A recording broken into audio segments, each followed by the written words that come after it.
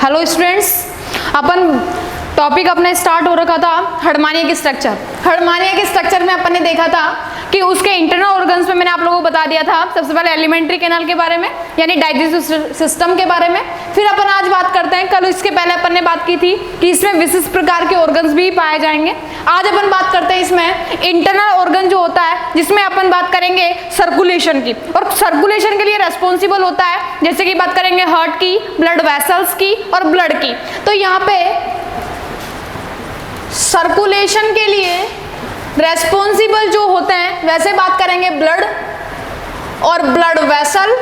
उसी के साथ साथ अपन यहाँ पे बात करेंगे ब्लड वेसल्स के साथ साथ इसमें हार्ट की। देखो सबसे पहले अपन देखेंगे कि इसमें जो ब्लड सर्कुलेटरी सिस्टम जो होता है हार्मोनिया का, उसके अंदर अपन बात करेंगे सबसे पहले हार्ट की। तो इसका जो हृदय होता है वो कैसा होगा, किस पोजीशन पे ये प्रेजेंट होगा, तो अपन बात करेंगे हार्ट में। तो इसका हृदय होता है वो प्रेजेंट होगा, जैसे कि प्रॉपर बॉडी के बारे में बताया था और फुट के बारे में बताया था। तो यहाँ पे हार्मोनिया का जो हार्ट होता है वो कैसा होता है, बाह्य। इसमें हम बात कर सकते हैं ये कैसा होगा, लंबा होगा। इसके ऊपर एक पतली महीन यानी कि पतली महीन पारदर्शी एक संरचना पाई जाती है, जिसे बोला जाता है पेरिकार्डियम। पेरिकार्डियम या बोल सकते हैं हृदय आवरण।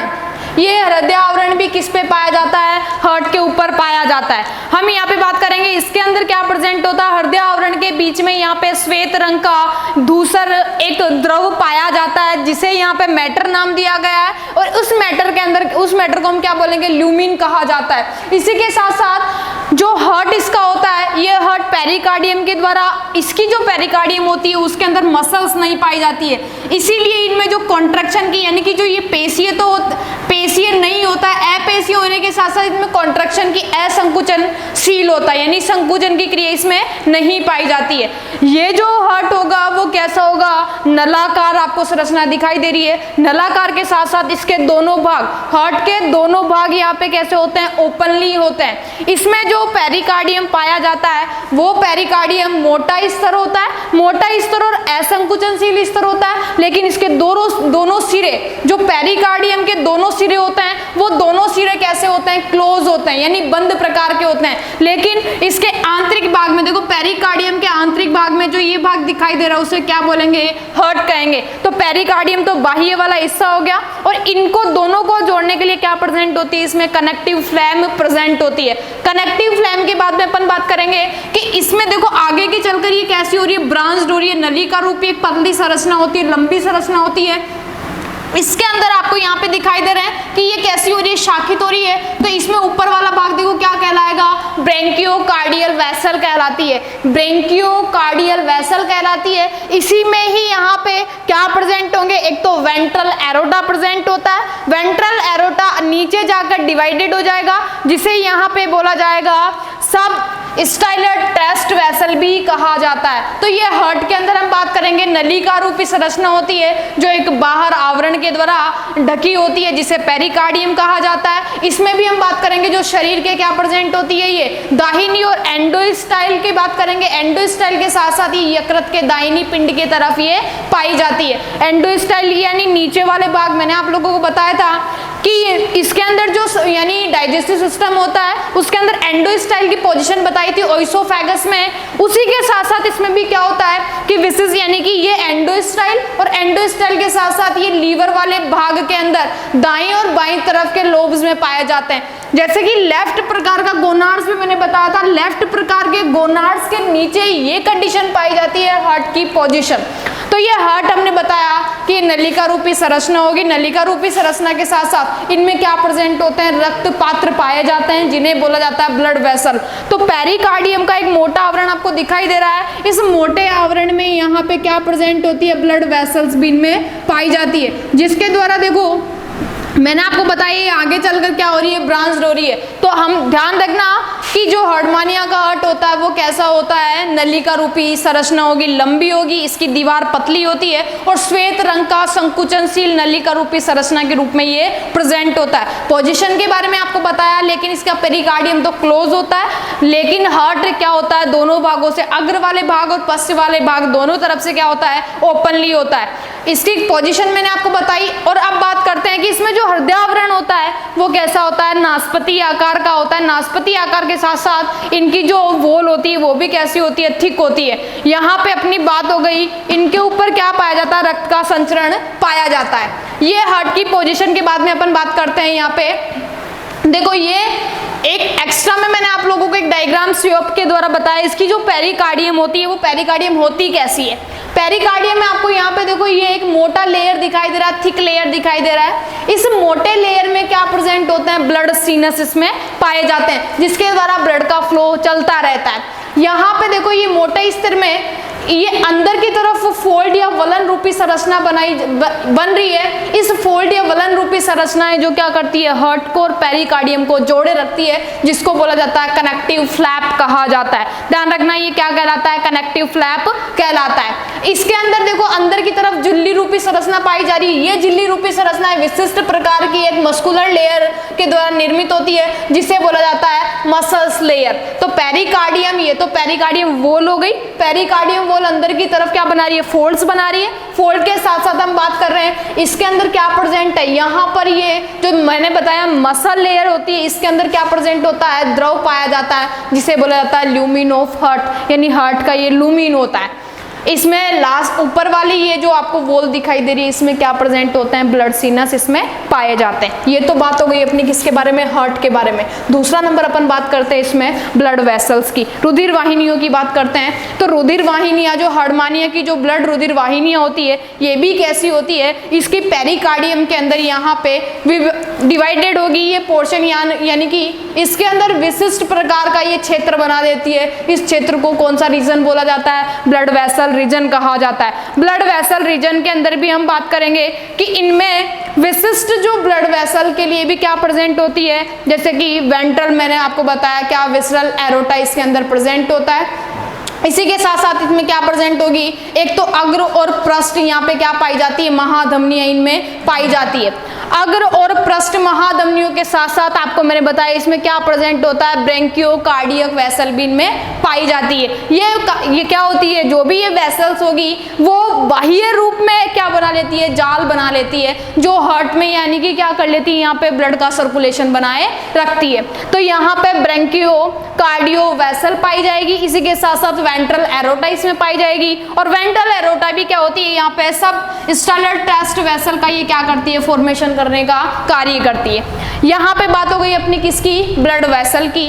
अब ब्लड वेसल में ही हम देख रहे हैं यहाँ पे कि जो कनेक्टिंग फ्लैम है, ये कनेक्टिंग फ्लैम अग्र प्रकार की और पृष्ठ प्रकार की क्या बनाती है, महाधमनी का निर्माण करती है, जो भी क्या करती है, ब्लड फ्लो को बनाए रखती है, जो सर्कुलेशन के लिए क्या होती है, रेस्पॉन्सिबल होती है। इसमें भी क्या होती है, जो यानी पृष्ठ वाली जो होती है उसके अंदर क्या प्रेजेंट होती है, ये भी अग्र और मध्य और पृष्ठ, ये तीन भाग बनाती है। इन तीनों का फंक्शन भी अलग अलग प्रकार का होगा और ये भी कैसी होती है, मस्कुलर प्रकार की ये होती है। तो यहाँ पे हमने बात की कि जो पृष्ठ महाधमनी होती है वो भी क्या होती है, यानी कि डिवाइडेड होगी। और डिवाइडेड कितने में होगी, तीन में, अग्र, मध्य और पृष्ठ भाग में होगी, जो कैसी होती है, मस्कुलर होती है। और एक नेट का फॉर्मेशन ये करती है, जो किसके लिए रेस्पॉन्सिबल होती है, परिसंचरण के लिए। ये भी किसके लिए रेस्पॉन्सिबल होती है, परिसंचरण के लिए रेस्पॉन्सिबल होती है। अब अपन बात करते हैं कि जो हार्टमानिया एनिमल है, इसके अंदर मैंने आपको विशिष्ट प्रकार की स्पीसीज बताई थी। एक तो बताई थी हार्टमानिया पैलिडा, एक बताई थी हार्टमानिया मेरिसियाना। ये भी क्या होती है, इनमें जो ब्लड होता है ये भी क्या कैसा होता है, अति पराशरी प्रकार का होता है। और ये कैसे होते हैं, जो हार्टमानिया एनिमल होते हैं ये कैसे होते हैं, जलचारी एनिमल होते हैं। इनमें जो ब्लड होगा वो कैसा होगा, ब्लड के अंदर यहाँ पे जो ब्लड वेसल्स होगी उनके द्वारा जो ब्लड का फ्लो चलता है वो कैसा होगा, यहाँ पे पारदर्शी प्रकार का होगा, हल्के रंग का इसके अंदर क्या होता है, ब्लड होता है। और ये कैसे होंगे, यहाँ पे ये रंगहीन प्रकार का क्या होगा, इसमें ब्लड होगा, रंगहीन होता है। नेक्स्ट अपन बात करेंगे कि इनमें जो यहाँ पे WBC होती है, सॉरी WBC रंगहीन होती है, लेकिन जो यहाँ पे ब्लड का जो कलर होता है वो कैसा होता है, हल्के लाल रंग का होता है। WBC यहाँ पे कैसी होती है, रंगहीन होती है। ये अपनी बात हो गई यहाँ पे ब्लड वेसल यानी कि ब्लड की बात हो गई। नेक्स्ट अपन बात करते हैं यहाँ पे ब्लड के साथ साथ यहाँ पे ब्लड वेसल हमारा हार्ट कंप्लीट हुआ, हार्ट के साथ ब्लड वेसल कंप्लीट हुआ। ब्लड मैंने बताया आपको इसमें कैसा होता है, अति परासरी प्रकार का होता है, कैसा होता है, हल्के लाल रंग का ये ब्लड इसमें पाया जाता है। ये बात हो गई अपनी। अब बात करते हैं अपन इसमें सर्कुलेशन के बाद में, यहाँ पे बात करेंगे एक्सक्रीटरी सिस्टम के बारे में।